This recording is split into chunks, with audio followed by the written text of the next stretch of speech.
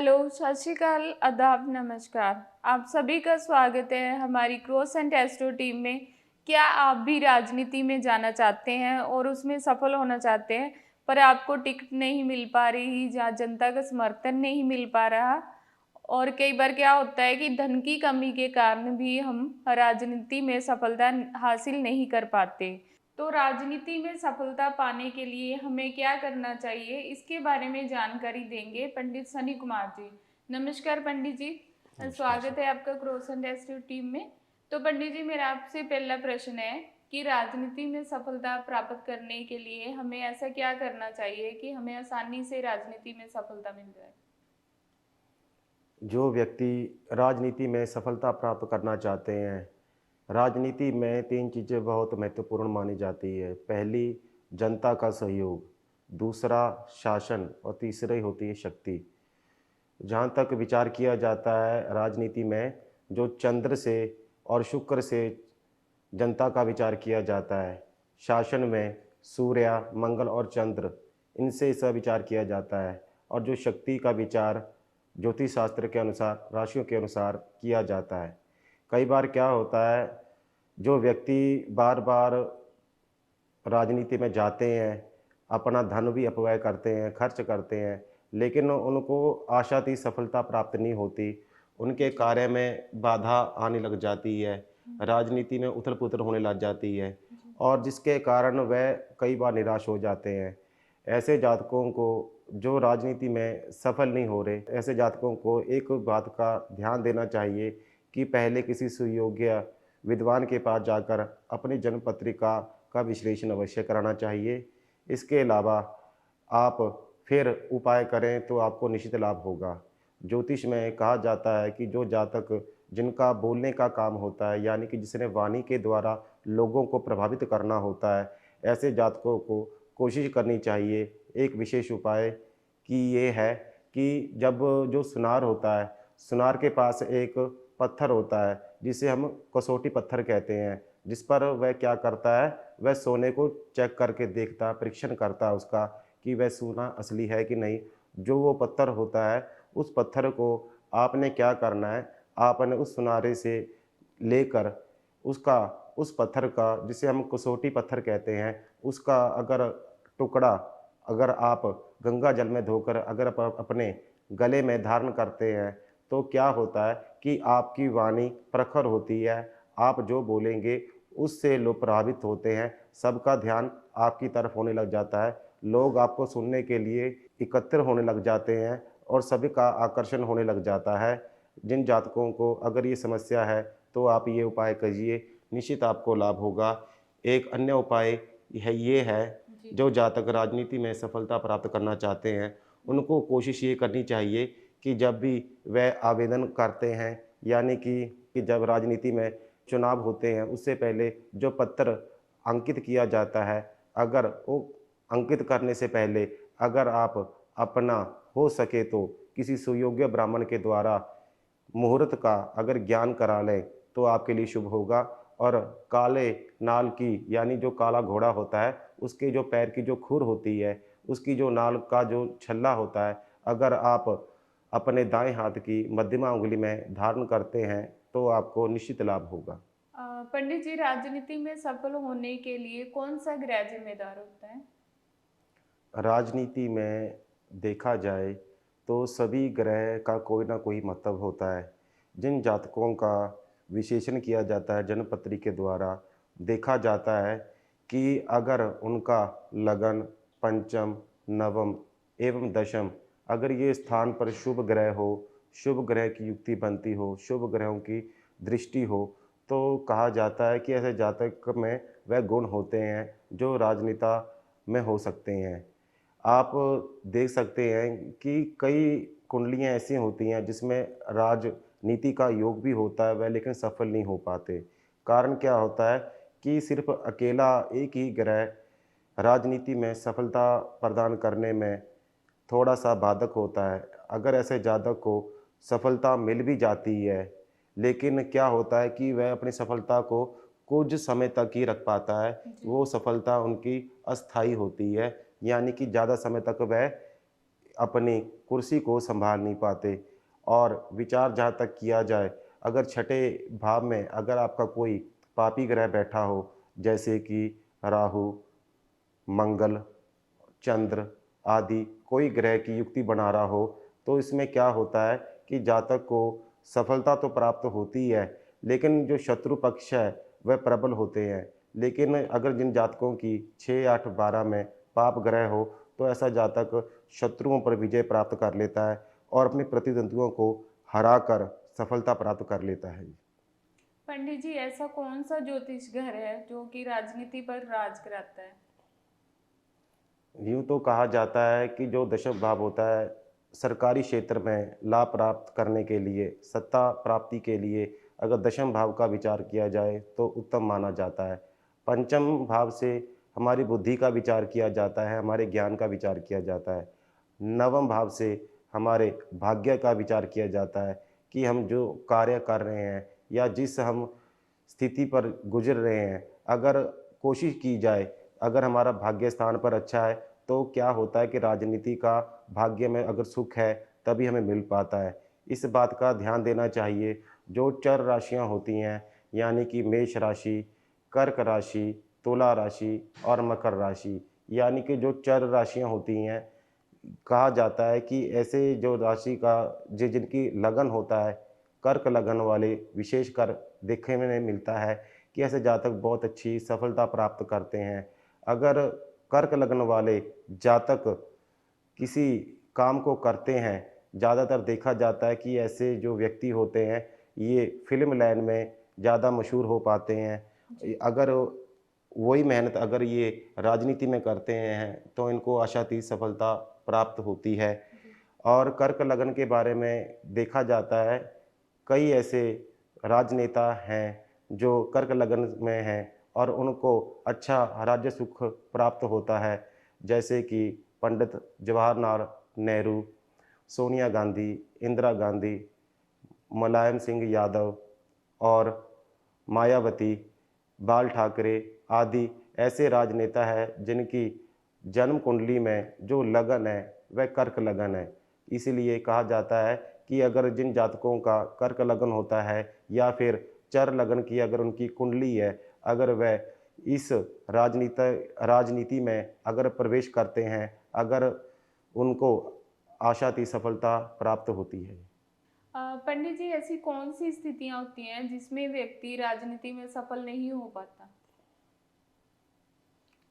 राजनीति में सफलता प्राप्त करने के लिए पहले आपको अपनी जो जन्मपत्री होती है, उसमें अगर शुभ ग्रह हैं, तो आपका अच्छा योग बन जाता है। अगर अशुभ योग हो, तो राजनीति में असफलता प्राप्त होती है।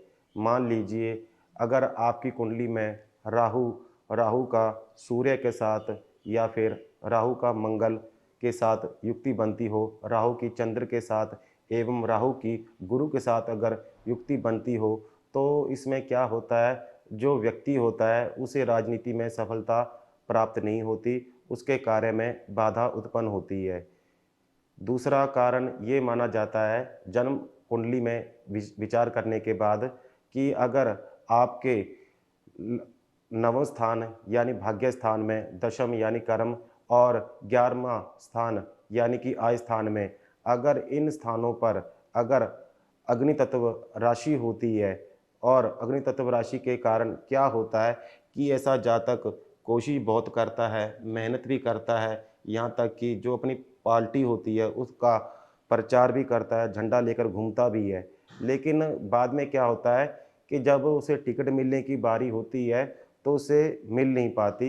ये जो कारण होता है, अगर नवम में, दशम में और एकादश भाव में अग्नि तत्व राशि की मात्रा अधिक हो, तो उसके कारण भी जातक को राजनीति में सफलता प्राप्त नहीं होती। तीसरा कारण, अगर जन्मपत्री में आपके चंद्रमा खराब हो या नीच अवस्था में हो, तो क्या देखा जाता है कि ऐसे जातकों को राजनीति में सफलता प्राप्त नहीं होती, यानी कि जनता का सहयोग प्राप्त नहीं हो पाता, जिसके कारण वह राजनीति में असफल हो जाता है।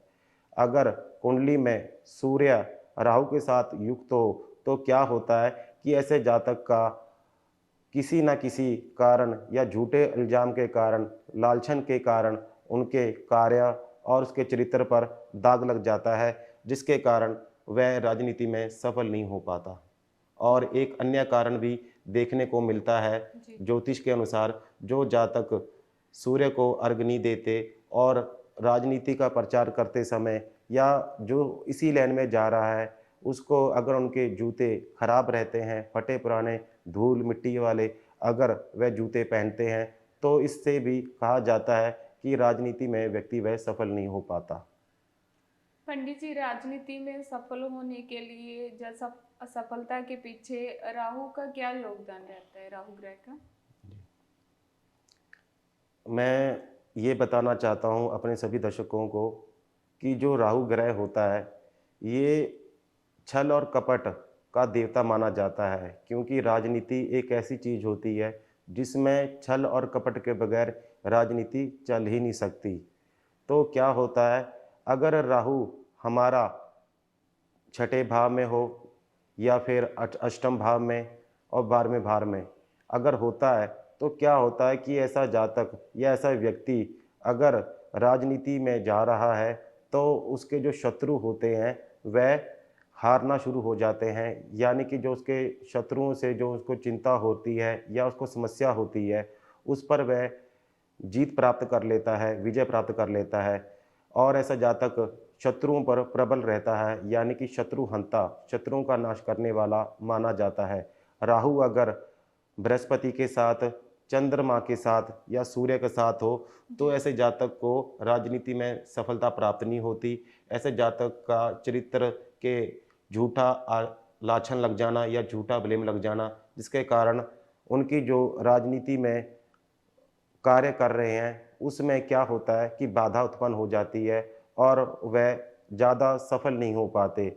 अगर राहु ग्रह आपकी जन्मपत्री में शुभ है, अच्छा है, तो कहा जाता है कि ऐसा जातक बहुत जल्दी नेता, राजनेता बन जाता है। राहु क्या करता है, ये अचानक तुरंत फल देने वाला लाभ और हानि, अप और यश, ये दोनों जो चीज़ें हैं, ये राहु के द्वारा प्रदान की जाती है। अगर आपका जन्मपत्री में राहु अच्छा हो, तो ऐसा जातक बुद्धिमान, चालाक और बोलने में कुशग्र होता है। यानी कि ऐसा जातक को पता है कि हमने अपना काम कैसे निकलवाना है और ऐसा जातक अपना काम निकलवा भी लेता है। अगर राहु हमारा अच्छा होता है, तो ऐसा जातक किसी भी लाइन में चला जाए, किसी भी कार्य क्षेत्र में चला जाए, ऐसा जातक अपने क्षेत्र में अच्छी सफलता प्राप्त कर लेता है। कई बार क्या होता है पंडित जी कि राजनीति में जो इंसान जाना चाहता है उसको टिकट भी मिल जाती है, जनता का समर्थन भी मिल जाता है, जी। पर उसको धन की कमी होती है जिसके कारण वो राजनीति में सफलता नहीं हासिल कर पाता। तो ऐसे में राजनीति में सफल होने के लिए धन की कमी को दूर करने के लिए कौन से उपाय करने चाहिए जिससे इंसान की ये दिक्कत दूर हो जाए? अक्सर देखा जाता है कि अगर राजनीति में जाना है, सफल होना है, तो उसके लिए पैसा बहुत परम आवश्यक माना जाता है। पैसे के साथ ही अगर पैसा होगा, तभी हम इलेक्शन आदि लड़ सकते हैं। अगर पैसा नहीं होगा, तो सहयोग प्राप्त नहीं हो सकता, ना जनता का, ना किसी प्रकार का संसाधनों के हम जुटा सकते हैं। तो जिन जातकों का यानी जिन व्यक्तियों को राजनीति में सफलता प्राप्त करने के लिए उत्सुक हैं, लेकिन उनके पास धन का अभाव है, धन की कमी है, ऐसे जातकों को एक उपाय अवश्य करना चाहिए। अगर आपका धन की कमी के कारण राजनीति में असफल हो रहे हैं, तो ऐसे जातकों को कोशिश करनी चाहिए कि कनकधारा स्तोत्र का पाठ शुक्रवार के दिन अगर किया जाए, तो धन का आवागमन होने लग जाता है। दूसरा कारण, जिन जातकों के धन का अभाव होता है, अगर माता बगलामुखी का मंत्र का जाप किया जाए जी। एवं किसी सुयोग्य ब्राह्मण के द्वारा अगर उसका अनुष्ठान किया जाए, तो क्या होता है कि अगर आपका जो धन है कहीं पर अटका हुआ है या फिर धन की कमी हो रही है, तो आपका जो योग है वह बनना शुरू हो जाएगा लक्ष्मी प्राप्ति का, और आपको धन प्राप्ति के मार्ग प्रशस्त होने लग जाते हैं। और जिन जातकों को ये भी देखने को मिलता है, अगर जिन जातकों की जन्मपत्री अच्छी है लेकिन उनको फिर भी राजनीति में सफलता प्राप्त नहीं हो रही, ऐसे जातकों को किसी सुयोग्य ब्राह्मण के द्वारा परामर्श लेकर माणिक्य, नीलम, अगर इन दोनों में से जो भी रत्न आपके सूट करे, अगर वह धारण करते हैं, इससे आपका धन का कमी है वह भी दूर हो जाती है। कई-कई केसों में पीला पुखराज भी धन की कमी को दूर करने में बहुत सहायता प्रदान करता है। सूर्य देव को प्रतिदिन जल देना ये परम आवश्यक है, क्योंकि जो सूर्य देव हैं, ये ग्रहों के राजा है, ये शासन प्रशासन को दिलाने वाले देवता माने जाते हैं। अगर इनकी उपासना और इनका जो रत्न है माणिक्य धारण किया जाए, तो धन का जो कमी हो रही है वह आपकी समस्या हल हो सकती है। पंडित जी, आपने हमारे दोस्तों को बहुत अच्छी जानकारी दी कि वो कैसे राजनीति में सफल हों। उसके लिए आपका क्रॉस एंड एस्ट्रो टीम की तरफ से बहुत बहुत धन्यवाद पंडित जी। जल्दी मिलते हैं नेक्स्ट वीडियो में।